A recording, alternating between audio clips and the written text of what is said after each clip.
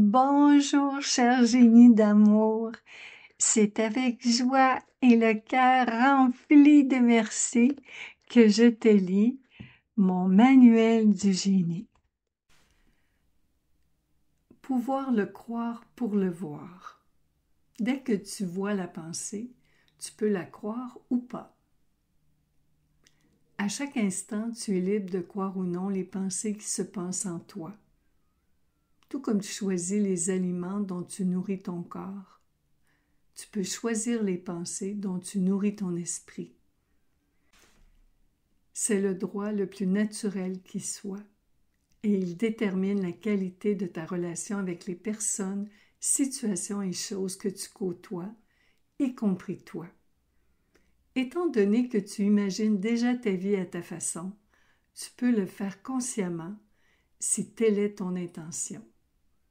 Quand tu oublies que tu es le génie de ta magie, tu permets malgré toi aux pensées de te mener par le bout du nez.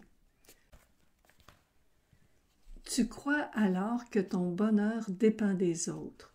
Tu te sens impuissant parce que tu crois que ton pouvoir vient de l'extérieur. De ce fait, tu le mets dans des mains qui ne t'appartiennent pas. Au moment où tu prends conscience que ton pouvoir vient de ce que tu en penses, tu te rappelles que ton bonheur se trouve à l'intérieur.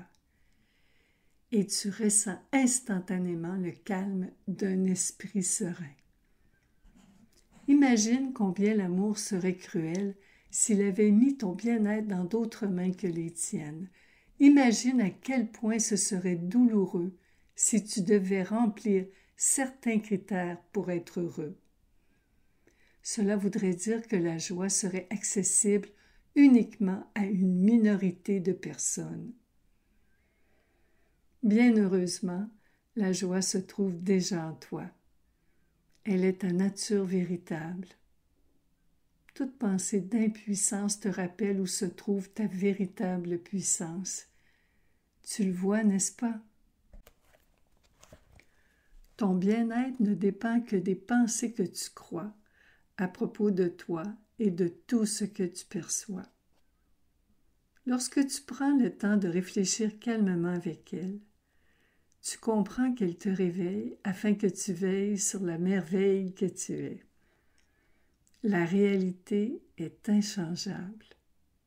Tu ne peux pas changer ce qui est fait, pas plus que tu peux changer ce qui n'est pas encore fait.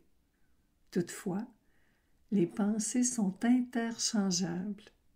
Tu peux changer ce que tu en penses et ce que tu en fais. Pour te le prouver, pense à une situation qui t'a fait vivre beaucoup de frustration. Peux-tu l'effacer en te mettant en colère? Peux-tu la refaire en revenant en arrière? Bien sûr que non. La seule chose que tu peux changer est ta façon de l'interpréter. Tu peux la penser autrement. Pensons à cet apprenti qui croit la pensée « Mon mari devrait se coucher plus tôt ».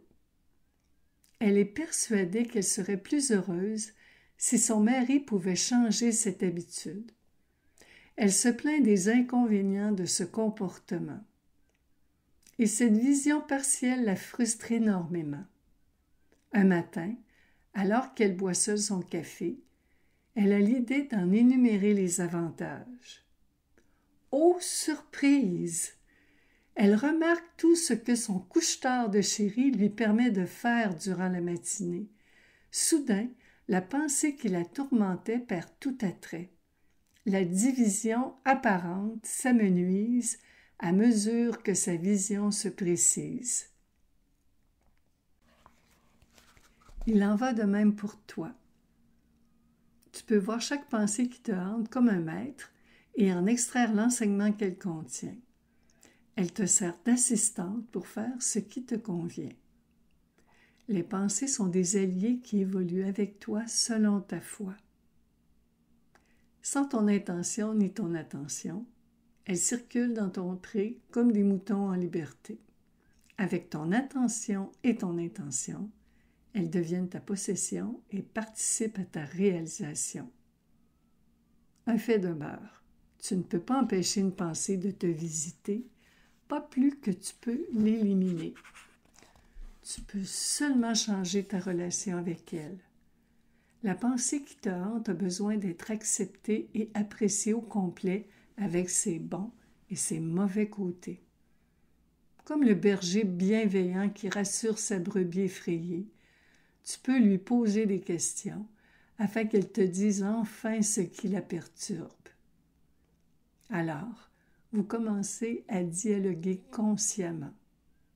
De toute manière, c'est ce que vous faites déjà constamment jour et nuit, même si tu n'en es pas toujours conscient.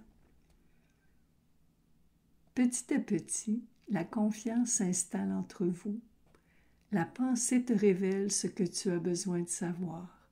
De ce fait, tu reprends ton pouvoir et vous retrouvez mutuellement votre liberté. Alors, tu peux agir selon ce qui te tient à cœur, plutôt que réagir selon ce qui te fait peur. Puis, un jour, tu ne l'entends plus. Sa mission accomplie, elle est partie visiter un autre esprit. Et s'il t'arrive de l'entendre sortir d'une autre bouche, tu souris de voir cette bonne amie en train d'éclairer une autre mentalité. C'est ainsi. Tu es libre de qualifier de désagréable ou d'agréable, ou les deux, chaque pensée que tu fréquentes. Tu as le génie d'imaginer ta vie au gré de ta fantaisie. Et pour ce faire, tu disposes de fidèles messagères qui te permettent de vivre au paradis, quels que soient les enfers apparents. En vérité, aucune conversation n'est plus précieuse que celle que tu entretiens avec tes pensées. Voilà pourquoi elles sont intimement liées à l'amour de soi. Reconnaître ce fait, mon jeune ami, c'est connaître la plus grande magie qui soit.